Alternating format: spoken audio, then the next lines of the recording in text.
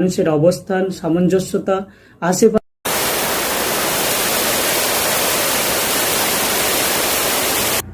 বর্তমান অবক্ষয় সমাজ ব্যবস্থায় স্ট্রিট লিটারেচার বা স্ট্রিট পোয়েট্রির প্রয়োজনীয়তা অবশ্যই আছে।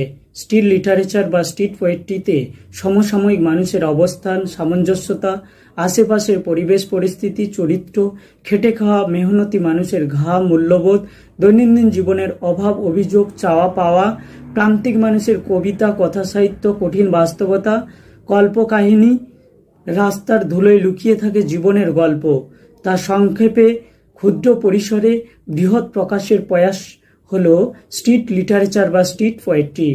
এই দুর্বোধ্য সামাজিক অবক্ষয়ে জটিল পরিস্থিতিতে একমাত্র বিপ্লব বা নবজাগরণ আনতে পারে স্ট্রিট লিটারেচার বা স্ট্রিট পোয়েট্রি।